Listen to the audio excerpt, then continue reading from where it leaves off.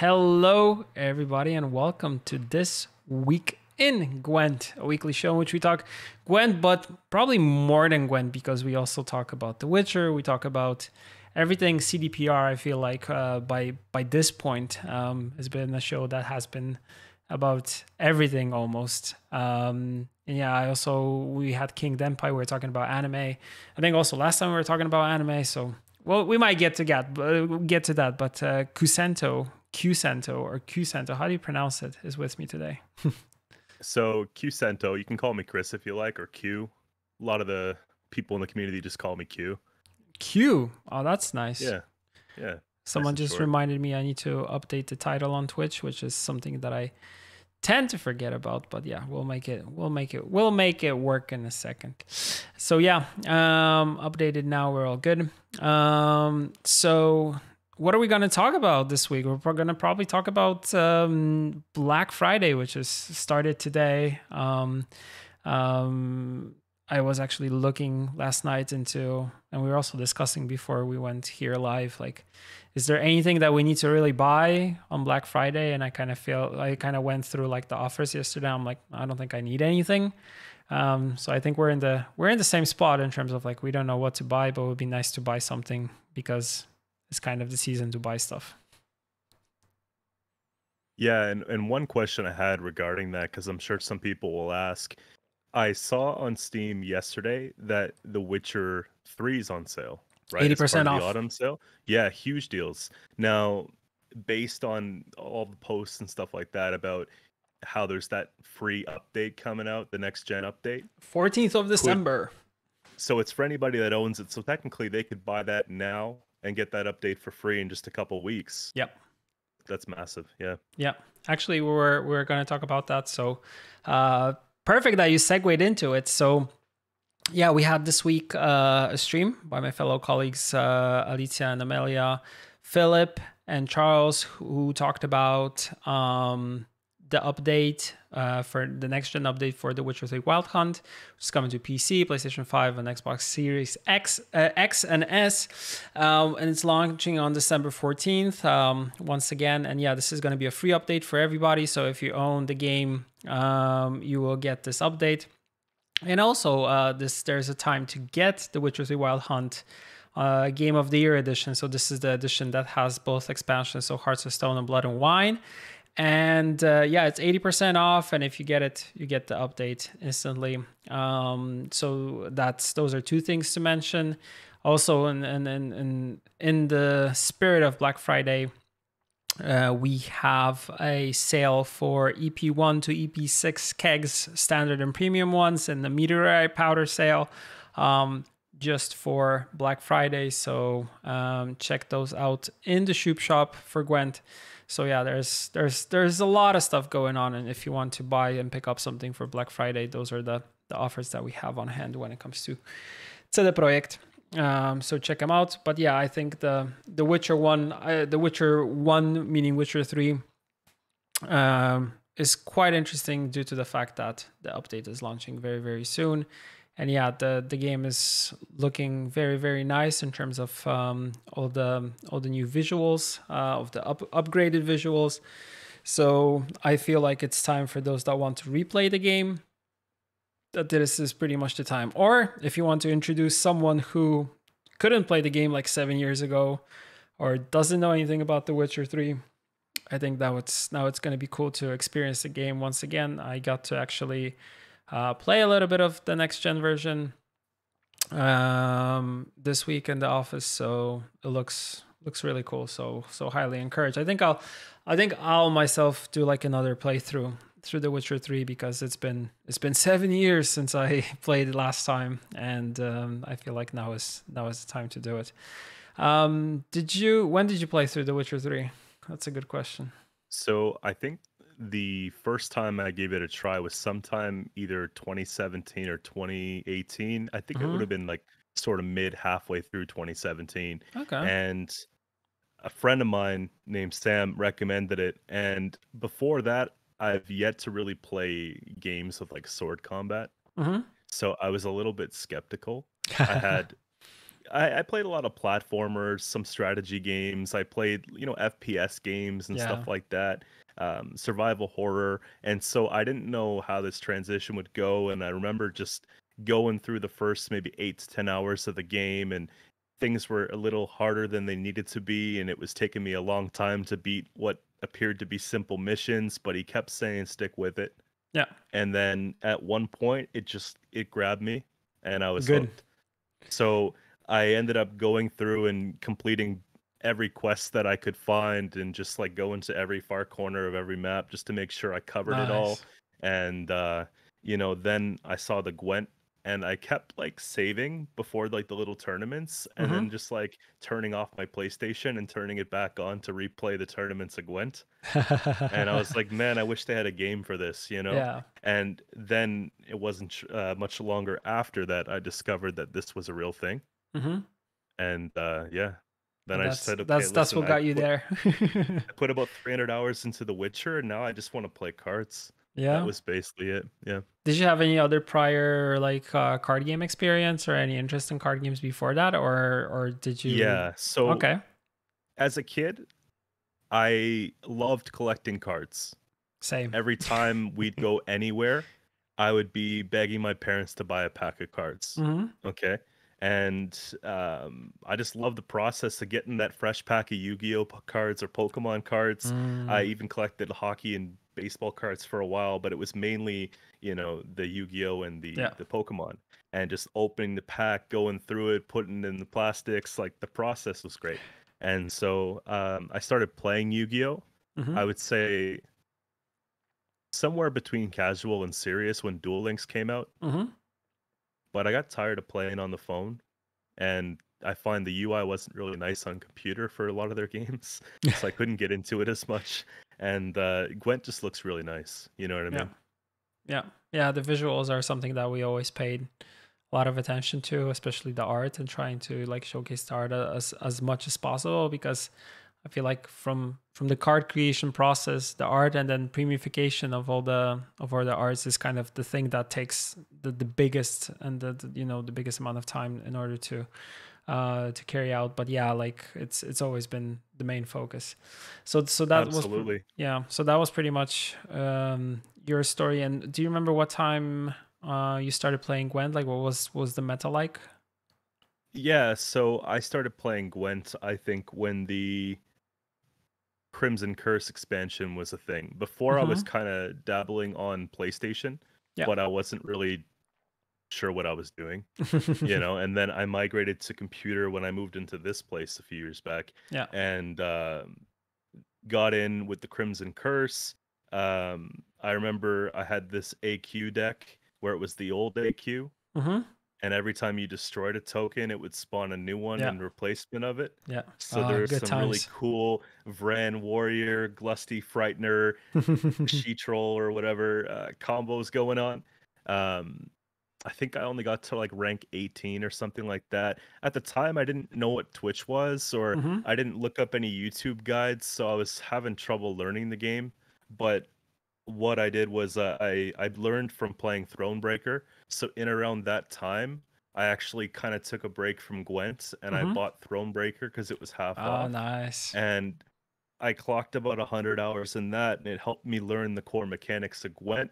When I came back to Gwent, all the cards were different, but at least I knew how to play around a Mm-hmm. little bit better. Mm-hmm. And so That's that's kind of what interesting. got me on the way. Yeah. So that's just like a tidbit for people. You don't have to go and look at the deck guide or You've the my net deck or utmost whatever the gratitude. case. You can actually like play these other Gwent card games like that, or now we have Rogue Mage, right? Yeah. And that could teach you some of the core mechanics. Yeah, that's really cool. That's it's something that I haven't really seen a lot. Like normally people either play Witcher 3 and then they stumble upon Gwent and they play it without any like card game experience. But I think it's the first time someone said that they learned Gwent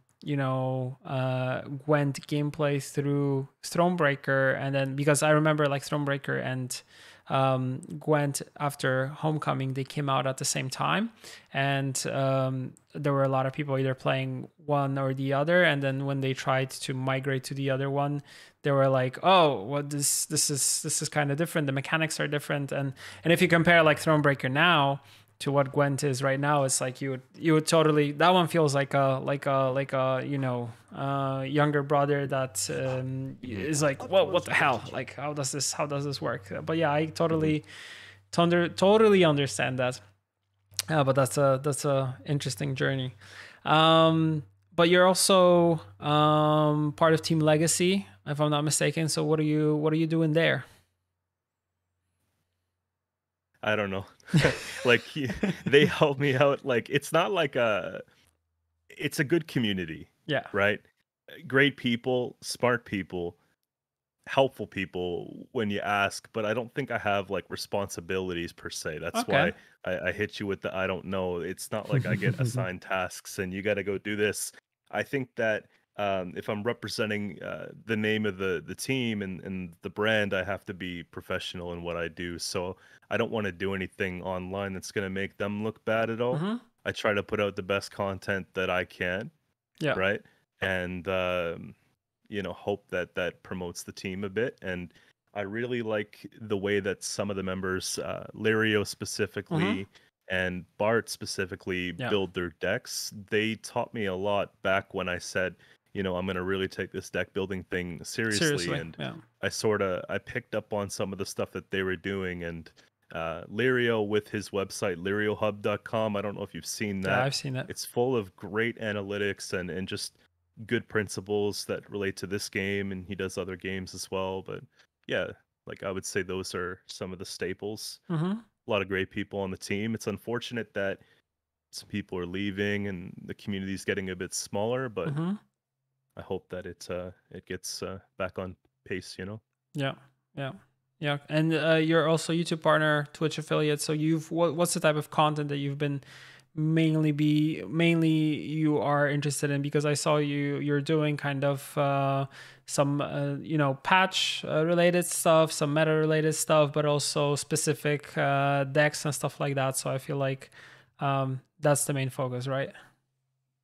Yeah, so I found like a fascination almost like in building the decks was almost more fun for me, Mm-hmm. and thinking about all the possibilities of what can happen in a match and how to counter in that deck builder Mm-hmm.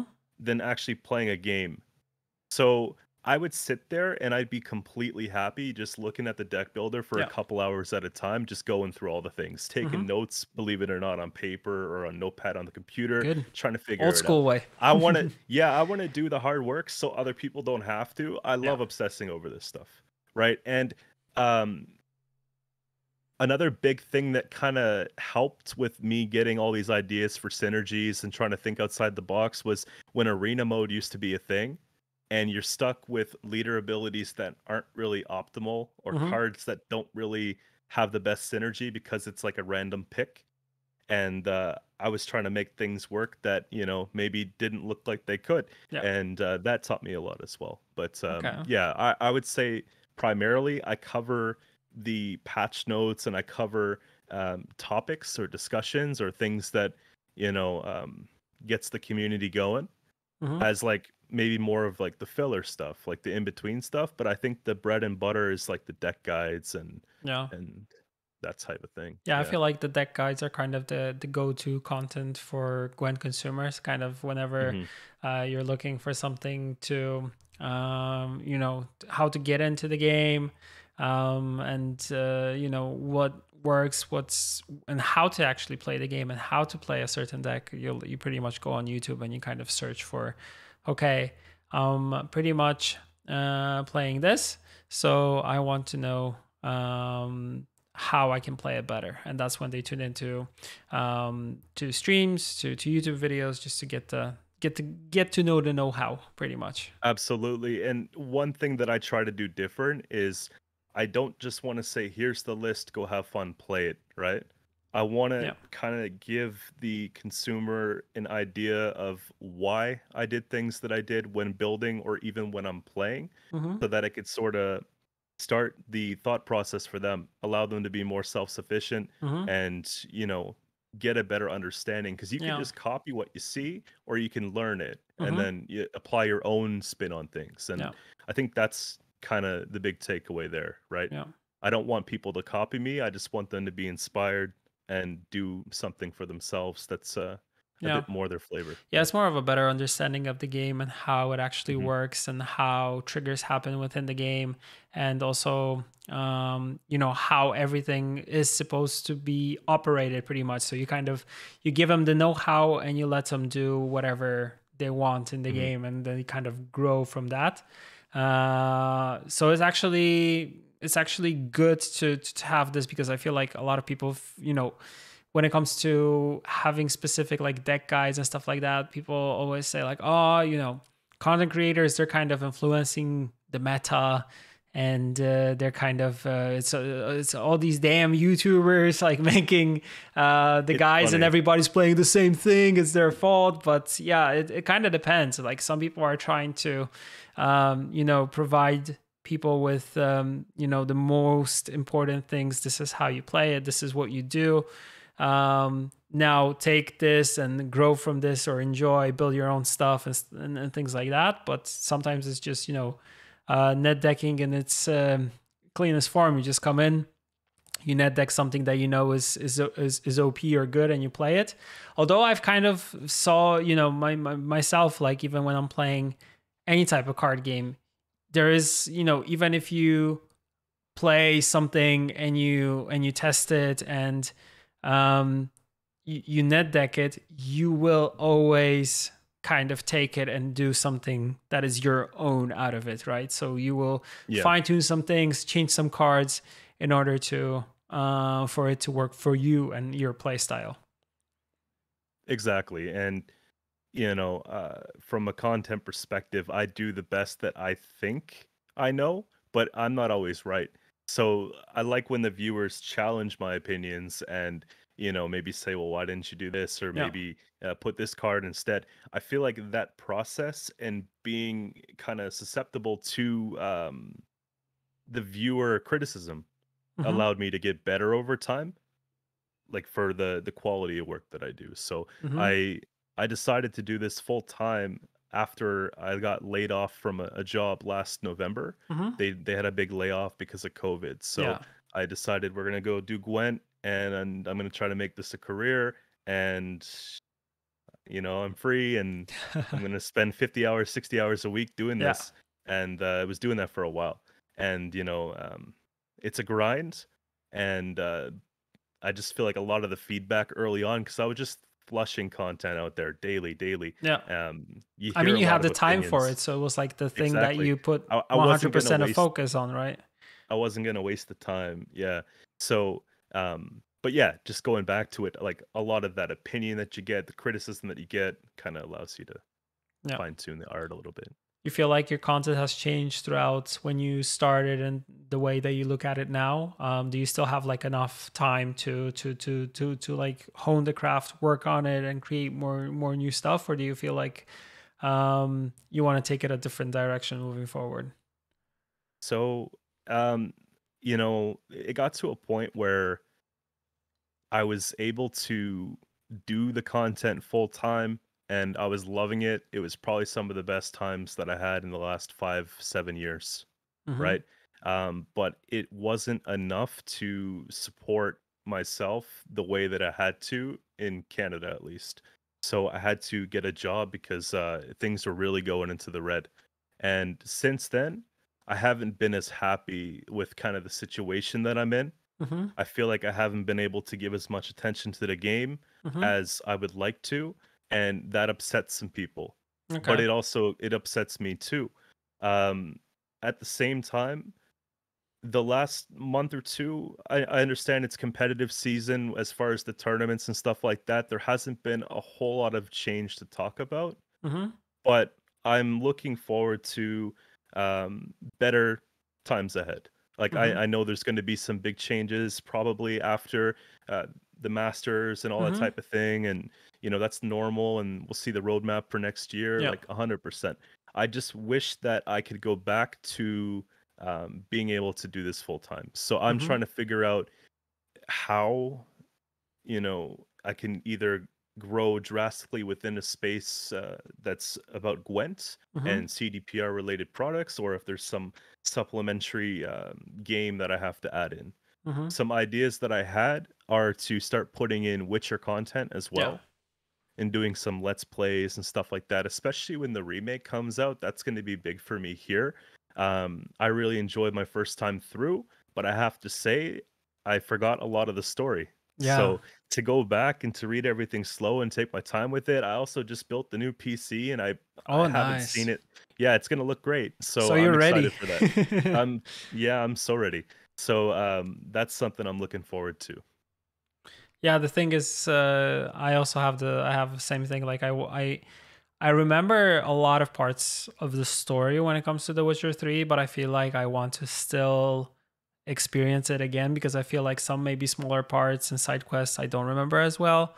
So it's going to be a good time to actually take a moment and replay the game, and like you said, like replay it on your own pace. So like take it easy. I was also thinking about maybe streaming it because it's one of those things that, yeah, I've already experienced it by myself.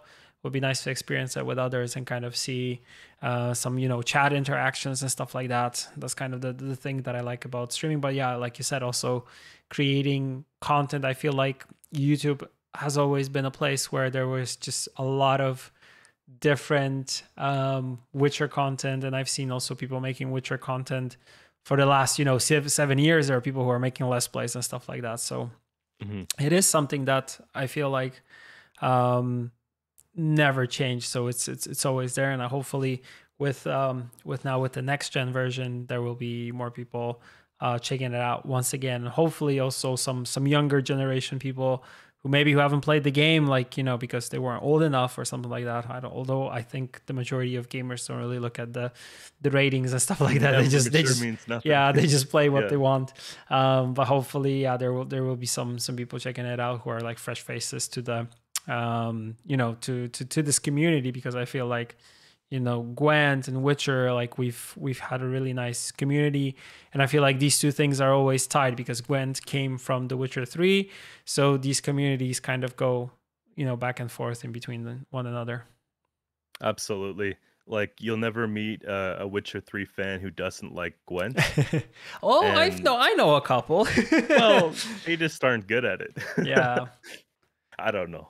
But I haven't really met many people that like Witcher 3 that haven't liked Gwent. And I'm hoping that with this remaster or remake, I guess you could say, that it brings some fresh faces into the Gwent community too. Yeah. Yeah, Yeah. hopefully it works that way. So there's more people checking out Gwent from that are, coming from The Witcher 3. But yeah, I also the thing, that we always get is kind of the games are different. Like the one that you see in The Witcher 3 is totally different than what you experience in the standalone version of the game.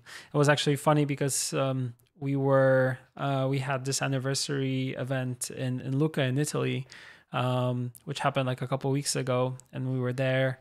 And me and Vlad were also there, and we were playing because we had like a big Gwent table, which was similar to the tavern table that is shown in The Witcher 3.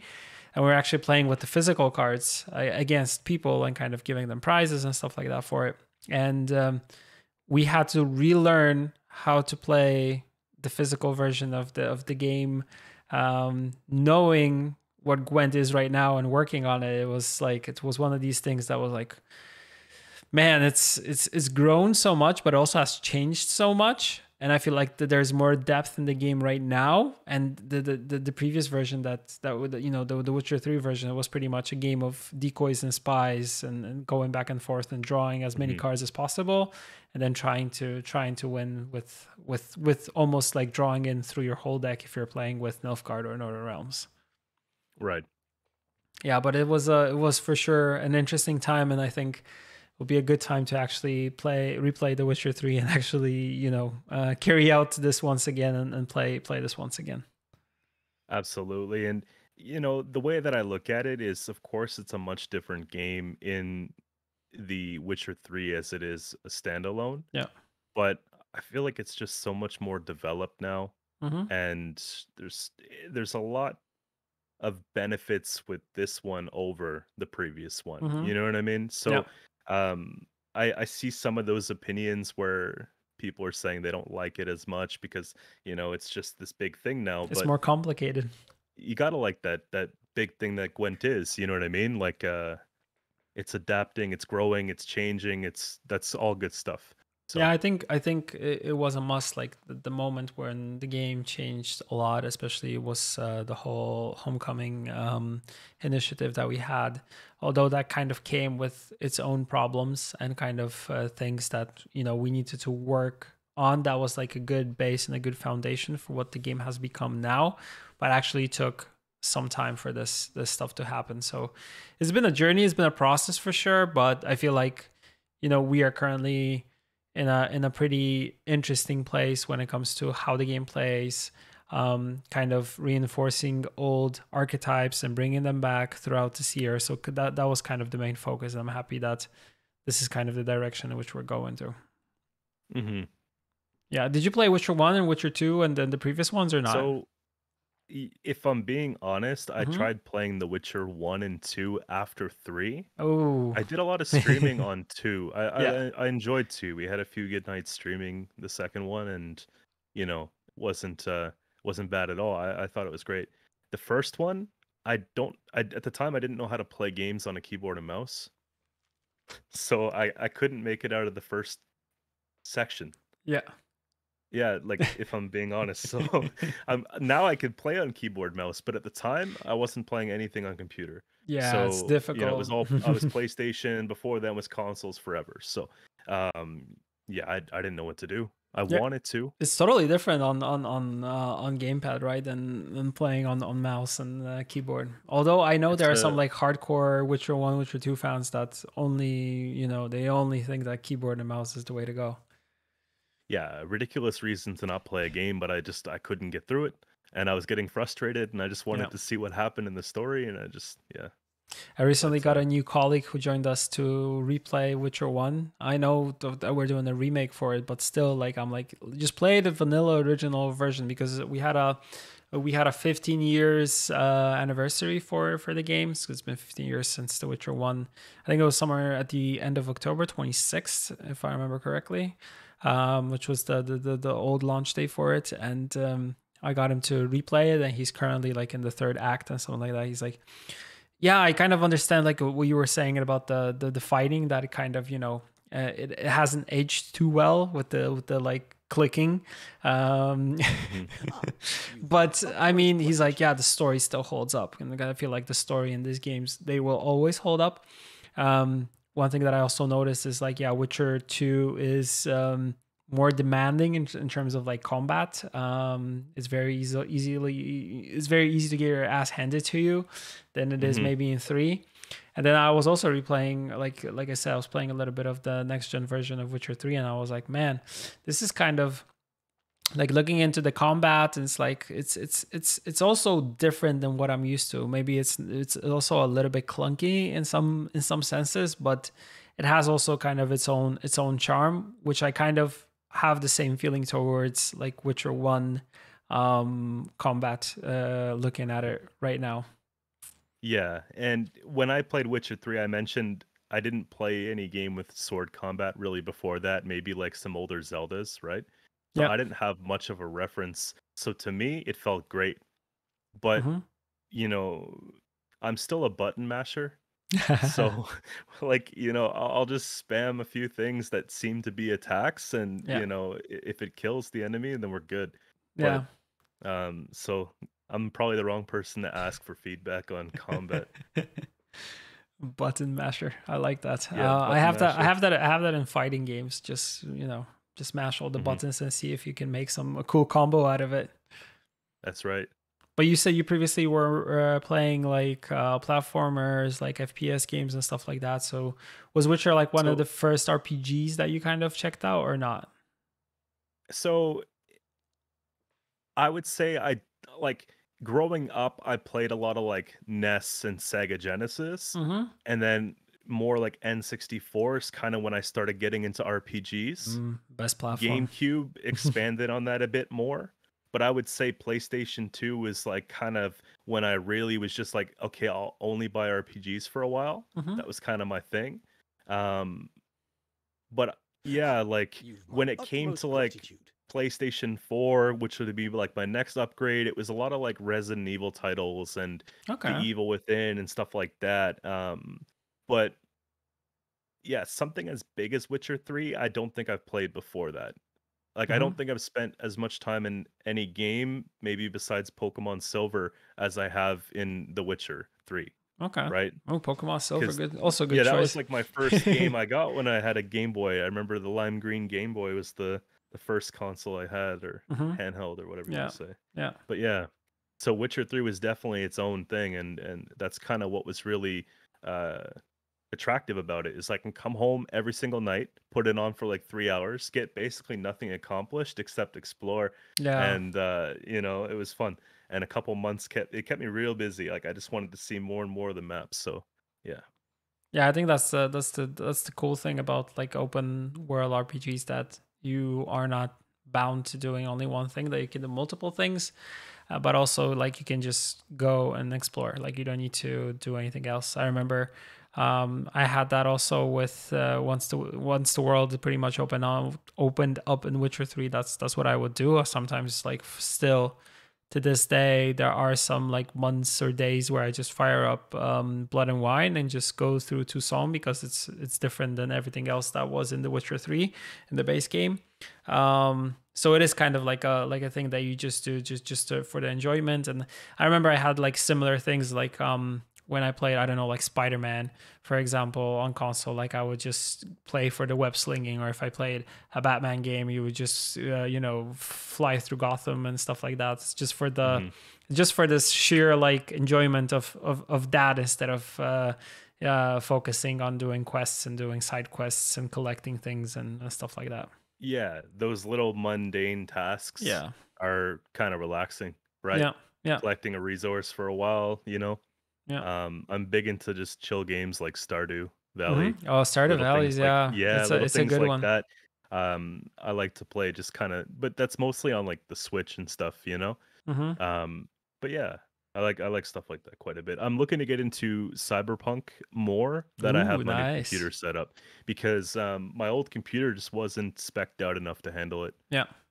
Yeah. I actually had, it's funny that you say that. I think last weekend, I think on Sunday, I fired up Cyberpunk once again after playing the game after launch. I downloaded all the updates on PC and then started playing, and I'm like, wow, this plays much better than it played just after patch, in terms of like being more optimized, and it was running like super smooth. I have a pretty okay PC, like it's a 3080 graphics card, and there's a pretty new like AMD processor in it, and everything is pretty much good, Mhm. because I put it together like a year ago, and yeah, like gameplay's so much smoother and better right now. So I was like, cool. And I just did some side missions, because I already did I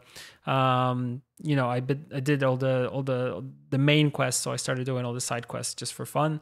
I was trying to find the side quests that was connected to edge runners, but I haven't. So I'll probably still be playing throughout this weekend and kind of checking that out. And yeah, it's just for even for the sake of just riding around the city, it's something that is, I feel like, is really cool. The only thing in Cyberpunk is like, I kind of, when I'm driving a car or riding a motorcycle, I like to do it on a gamepad, but when it comes to fighting, I switch instantly to keyboard and mouse, because like aiming and stuff like that is much better. So it's I it's can see it's that. it's, Yeah. it's an interesting kind of back and forth that I have with either doing Mhm. this or that, this and that. So, touching on edge runners as well, I recently picked up Netflix. I haven't had a subscription in years. Oh wow, I don't watch a lot of shows. good, Um, good. I but feel like edge there's already runners, enough content that we're consuming as humans, that the yeah, less the I better. just I cut the cable a while ago. Like I'll do sports Hmm. sometimes, but I don't watch a lot of shows. Like I Yeah. like playing games. If I'm going to spend time doing that, I get more immersed in it. Whereas like if a show is on, I'm thinking about something else while the show's playing. Hmm. But I wanted to get Netflix for the sole purpose of watching Edge Runners, Yeah. and I'm on episode 8 right now.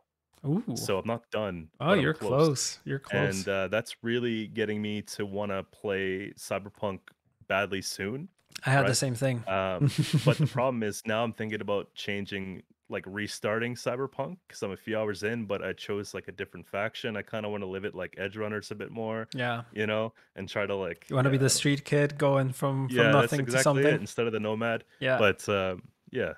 So I haven't touched Cyberpunk since I think it was 1.5, but now you have the 1.6 out, right? Yeah, 1.6 update. Yeah. So I saw 1.61 some actually is I saw there was a some hot fix. videos and some of the improvements that it's had over time, like the other day, and I was really like wowed by it. Yeah. A lot of detail changes that were impressive. Yeah. So I'm excited about it. Yeah, So I yeah, still I still just enjoy the city itself. I feel like it's the biggest thing that kind of draws you, and I feel like also the city is kind of the main antagonist in some way, in the game and the show and stuff like that. So it's I'm really happy that you also are experiencing Edge Runners. Like episode 8 is where I feel like after episode 6 everything kicks off like crazy in the show. So can't wait for you to yeah, get I to the agree with that. For end. better and worse, right? Yeah, for better and worse, exactly. Yeah. Well, yeah, I feel See, like episode 6 is the pivot.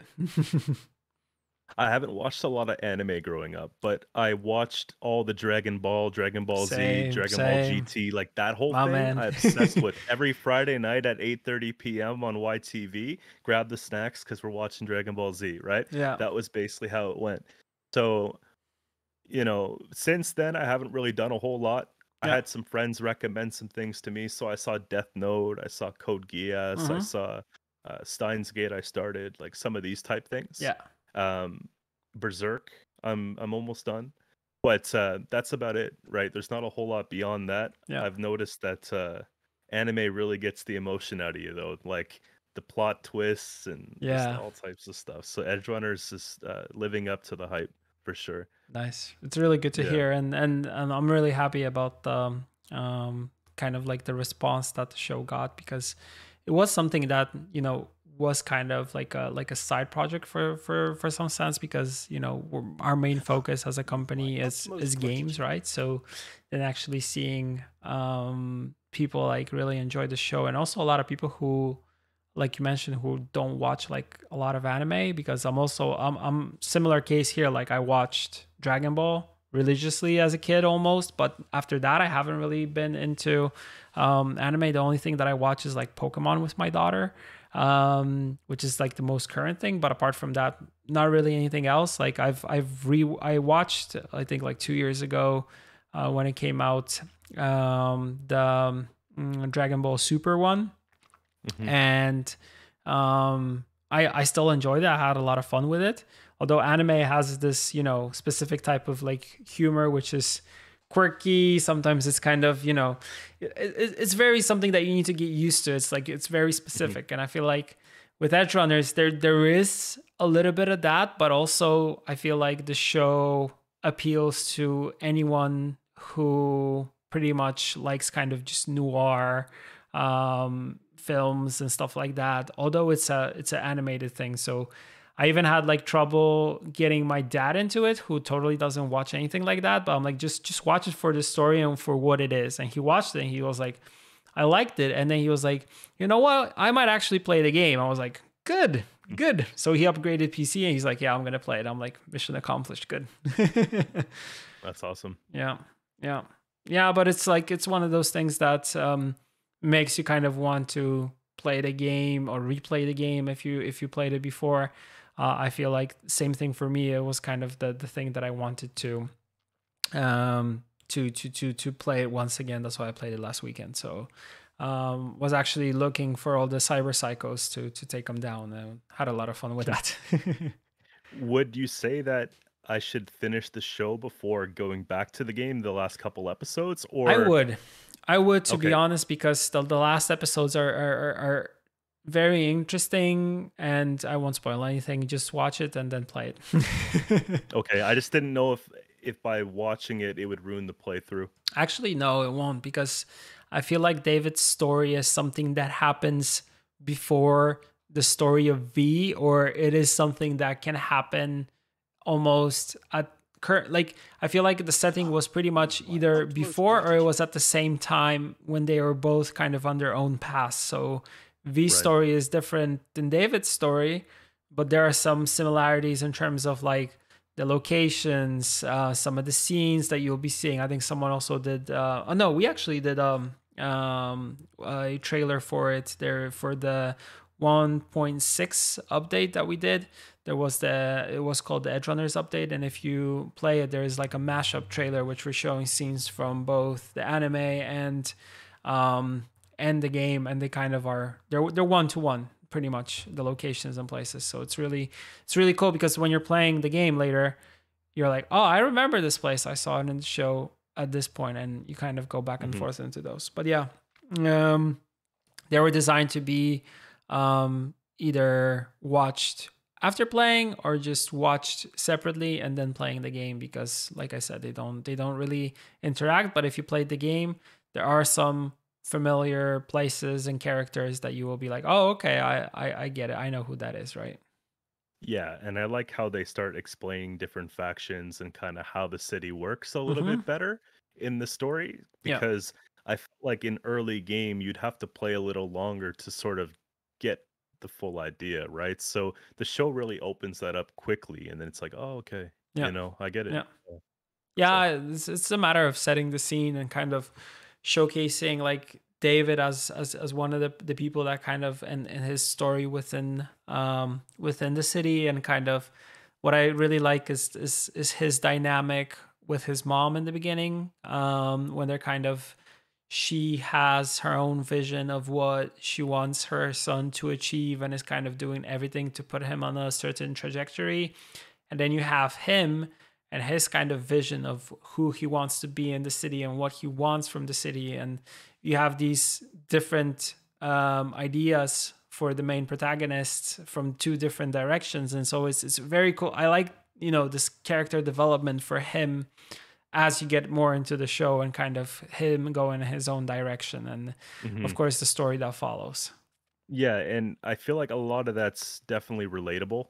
Mm-hmm. Obviously, not like being a cyber psycho and all that kind of crazy stuff that we see in the Yeah. world they live in, but Yeah. the issues that they have, Yeah. right? And Especially the that's medical issues and stuff like that, right? exactly like Yeah. the issues they have, whether it be financial, this, that, like it's all relatable stuff. So it's cool to see the story unfold that way, and you can kind of relate to it. So Yeah. yeah. Yeah. Yeah, it's an awesome show. I always, whenever I talk about it, I'm like, well, maybe it's time to watch it for like the third or fourth time. But I was like, maybe two or three is enough, because I think I watched it twice, but some episodes I think I watched more than twice for sure, especially when we were working on them in the very beginning and the development of the whole thing. So is a cyberpunk card game out of the question? I would love that, to be honest, but as far as I Mm, know, there are not any plans for that. The okay. only card game that we're developing at now, like right now, is Gwent. And even like if we try to maybe, I don't know, take some characters from Cyberpunk and kind of introduce them, I feel like there would be, you know, there would be a problem of two universes kind of clashing, which are not supposed to clash. I mean, Yeah. you can kind of say that, Siri can travel through time, so it's kind of possible, but yet I feel like these are two different IPs, two different universes, to kind of trying to put them together. Yeah, I could see at that point they're Yeah. better just left as different Yeah. entities altogether, but you know, Although after like thinking about it, would be cool, because I feel like when it comes to like cyberpunk related things, after like Android Netrunner, which used to be a card game that was kind of in the, let's say, cyberpunk universe or vibe, I don't think we have anything like that on the market right now. In that like theme, like most of their card games are either, like you said, like Yu-Gi-Oh, Magic, Pokemon. So they're or now Marvel they're Snap. They're kind of based yeah, off of different things than cyberpunk related, right? that's what would make it very alluring to me. I think that we have a really good game here with Gwent and Mm-hmm. its theme. I Yeah. feel like it separates itself enough from like Pokemon Yeah. and Magic and all the other ones. Gameplay But wise, I it's do feel different. like Yeah. there's this big just collection of games that look and feel and play like the same game. and Yeah. I'm glad that Gwent's not part of that collection, right? Yeah. Um, but definitely more of a futuristic type of card game. Like I could see that being something that could take off right in the future. There's nothing like Yeah. that, or at Yeah. least I nothing also like that think successful right now. Yeah, I also think it's the fact of the game being played without a mana system. I think the mana system is kind of something that is prevalent throughout all the games, or like an energy system like you have in Pokemon. Hmm. But yeah, I feel like also if you look at Flesh and Blood, they're kind of doing it differently. Like you pay for things, but you pay with other cards. There's also a similar thing in the Dragon Ball TCG game. So there's like all of these that kind of do try to do something different instead of just being like, okay, you have your mana crystals, or you play your lands, or you play your energy in order to carry out attacks and stuff like that. Exactly, and I like that Gwent differs from the mana system because I don't really like that system Mm-hmm. personally. Yeah. I like to be able to play things when I want to and try to Yeah. preserve resources in the Yeah. way that Gwent is designed to do, right? Yeah. And like if I'm playing, let's say, a 0 cost, then a 1 cost, then a 2 cost, it's a very predictable and I would Yeah. say almost boring type of play. Now it's just a matter of drawing your cards, Mm-hmm. right? Yeah. Whereas Gwent, if they do something crazy and I want to respond with a 13 provision card right away, I can do that. And Yeah. the only pitfall for that is, do I have enough left at the end of the game to win? Mm-hmm. Right? Yeah, That's on me, it is something that I was So, trying to also to explain to, like, when we had like in the event that I was mentioning before, like when we were playing the physical version of the game, I was trying to explain to people like, do not like overcommit in terms of like the cards you're playing, because due to the fact that you're not bound to a mana system, you feel like you're incentivized to play like your biggest, your best cards like instantly, instead mhm. of waiting and sitting on them and kind of thinking about like, okay, let's not overcommit, let's try to have card advantage. Like putting those things into someone that has played other card games is very difficult to do, because it's not something that inherently just comes to their mind that like this is how it should be played. Like, no, this should be normally, I'm like you said, I'm bound to a mana system, so I'm kind of like 1 drop, 2 drop, 3 drop, 4 drop, Mhm. 5 drop, and kind of as the curve is going with in terms of mana or whatever, you're kind of riding on that curve and sequencing your plays based on that. And here you're not bound to that. You can drop some crazy stuff early on in the game, and then you'll be like, okay, round 3, do I still have gas left in the tank or not? That's exactly it. And I think that's one of the things that separates like a very good Gwent player Hmm. from maybe more of an amateur players, knowing when to commit, Yeah, how to commit, and right? when to not commit. Absolutely, and when to not commit. Um, I find in recent months, it's been a little bit, I'm gonna phrase it in a good way. Hmm. It's with some of the new cards that have come out, they're a little stronger than some of the other ones, so it takes a little bit away from the idea Hmm. of what Yeah. Gwent is, but that has been changed and will continue to change, I'm confident. Yeah. Just a couple little things that allow players to get away with committing big and still having stuff left over and lots of Hmm. it. Um, but overall, I think that it still feels like Gwent and plays like Yeah. Gwent. Yeah, apparently, yeah. The thing that is kind of problematic right now is that there are maybe some things within the game that are maybe a little bit more overtuned. And I know the word power creep is there used for it, but I know that also there will be a lot of changes coming very soon in order to address the problematic stuff that are in the game right now. So hopefully that will be solved, because yeah, I feel like the overall like sentiment and what people are saying kind of is pretty much the same. So if a lot of people are saying that things are not maybe working the way they should be, that there is time to kind of address them. So we're seeing that, and of course we won't be ignoring that, and we'll be Yeah, applying some and changes moving forward. I think it's a positive situation though.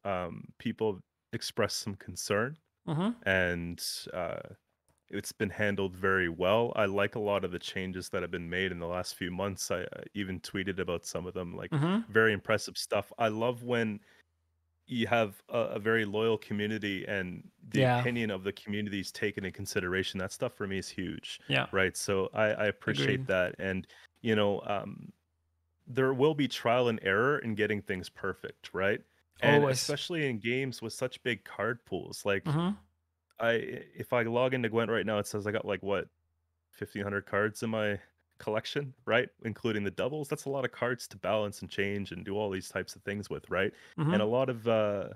a lot of like the balancing goes into seeing how it performs and Yeah. then reassessing it, right? So, Mm-hmm. you know, I feel like there might be a little bit of overreaction from the diehards out here, I think it's just like you said. but It comes from a good place. Like it comes from a good place. Like you said, it's a very devoted, very hardcore community, and that is kind of the biggest and the coolest thing I feel like went, because there's a lot of people creating cool content. There is a lot of people in the community that are raising each other up, and they're also bringing new people to the game, and they're also introducing new people to the game, and they're kind of telling them pretty much how to play the game, like what to Mhm. expect, and stuff like that. And I've always liked that Gwent has this like amazing community that whenever you're a newcomer, someone will come and kind of guide you through everything, which is good. But also when there's anything problematic in terms of balance and things not going well, everybody's very vocal about it, which is a blessing and a Mhm. curse, because you could have a game out there and no one would they would just play and they would not give two damns about it. So it's Oh yeah. And either or, kind of, right? I take backlash if I post a deck guide with an OP card and Yeah. people are messaging me saying I'm ruining Yeah. this and that, Yeah, and if you do a it's my rent-free deck fault. right now, people will If come I for do a you. Ren-free deck, I'm getting comments like I'm not watching this one, you Yeah. know? Or whatever the case. I got to reveal Sove, and that was one of the Yeah, highlights of I my Gwent remember. career. That was awesome. And then when I saw that card, I chuckled because I knew it was going to be something special, you know? Yeah. I put out a deck with that and Erendite, which ultimately I think had an impact on how the card got reworked the following patch. Hmm. But it was a banger, and I got some flack for that one. Yeah. Yeah, it had its moment in the sun, let's say, but yeah, people Yep. are instantly were like, "Oh, I don't know. I don't Hmm. know." Yeah, but Sov was one of those cool cards for sure. Yeah. I don't know if you know this, but I'm a Scoia'tael main myself. Oh, respect, mad respect. Yeah. What's your go-to archetype? So I've been playing this really cool one this month Mm-hmm. that takes the Saskia movement sort of package or bundle, Mm-hmm. and it has the Waylay bundle. Yeah. And then we have Erendite, which is like one of my favorite cards. You've I my just think Yeah. it's great. utmost Playing gratitude. towards a big Erendite sword at the end is just amazing. I was Yeah. able to get an Building Erendite that worth up is 20. cool. I had a 20-point Erendite at the Damn. end of a game the other day because I put it back in the deck with Alyssa in round 3. It was nuts. Mm-hmm. But yeah, it's just a collection of things. I have that one posted. Yeah. Um, Alyssa Hansen is an further, awesome card. Yeah. I love the yeah. possibility of putting stuff back. I also did like a Scoia'tael poison deck this month. Mm-hmm. I had Maral in there, some Rangers, Mm-hmm. the Weeping Willow. That's the one you did the video about, the one, Are You Feeling Toxic or something like that was the title, right? Yeah, Yeah. just because I had a lot of poison cards. Yeah, It's yeah. tough to think of something creative every day to write as like a headline, right? Yeah, yeah, Yeah. yeah. Yeah, that was really cool. Yeah, I need to actually check out the movement one, because it's been some time to that I've played movement, so it'd be nice to check it out. I think that one we made it to number 1 on the Plague Went top trending decks with the movement. Nice. I don't know if we're still at number 1, but I like keeping tabs on that. Yeah. It's like when a singer songwriter gets on the charts. Yeah. That's how it Yeah. feels to me when I Yeah. see it on the front page. So When your deck is doing well and your guide is doing well, then yeah, you see people kind of flogging to it. That's also really cool to but I'm experience. telling you, that movement one will treat you right. It's a lot of fun. Okay. And I have my Hack'em Ales in there, and they work Ooh, wonders against the nice. Ren-free lock Yeah, spam crap. yeah, Yeah. So they can't stop our engines. It's yeah. awesome. Cool stuff. All right, we've been to almost an hour. Anything you want to end off on in terms of like where people can probably know where to find your content, but is there a place where people can follow your stuff and stuff like that? I know you have a Discord. I know you're on YouTube or you're on Twitch, so feel free to plug away. Yeah, so I now have a handle on YouTube. So at Qcento takes you there. My YouTube will give you all my socials there. I also have a spreadsheet that I put on Google Sheets that has all my decks organized. So Ooh, you can nice. find that in any of my video descriptions. And, just to make it easier for you guys there, I have what I hope, and I'm really working towards being the top trending and growing Gwent community outside of the CDPR official ones, of course, on Discord. Yeah. And it's a really active community there. We're pushing for 1,000 people, and it's like every day people are Nice. just sharing new ideas and tons of creative stuff. So guys, feel free to join that one. I'll be back to streaming more frequently very soon. Mm-hmm. And same with the video uploads on Twitch. I've been getting some ideas together, and I'm just kind of I'm thinking more towards the next season coming up here, but yeah, really excited for all that stuff, and I really appreciate this opportunity, Berzo, My to have pleasure, man. me on the show here. It's like it feels like sort of one of the end goals when I started doing this content thing Mm-hmm. is to like get to meet you guys, and We were talking just about this. You need to come get to by do what I'm doing Warsaw, now. man. Yeah, exactly. I'd love to come visit sometime, and that would be awesome. But like, yeah, I definitely feel like I've sort of at this point carved um, my name into the community a little bit, and I'm Yeah. just thankful for that. So lots of great support from you guys. Yeah, and also thank you for creating so much cool content. And I've seen people in chat today reacting positively, and also before that saying like, "Oh, it's awesome that you're coming over," because they know you from your content pretty much. So yeah, Awesome. It was really really awesome to have you as a guest. Hey, Shinmiri. Yeah, Shimir is yeah, also for here. me, it's back to work. I got to get back to what I'm doing here. Same here. But it's been a pleasure. Likewise. Thank you, man. Thank you, everybody, for watching. And yeah, we'll see each other most likely next week, but we'll have to see if that will happen because that's going to be the Friday just before Gwent World Masters. So there's going to be a lot of cool stuff happening there. People are asking about leaks, so expect leaks there. Expect the roadmap stream and also a stream that is going to talk about the balance changes coming with update 10.12, which is going to introduce some new cards to the game. So that's going to be our Christmas present for the year. Awesome. Cool. Take care, everyone. Thank you once again, Qcento, for being my guest. And yeah, catch you all next week. Bye-bye. See you guys.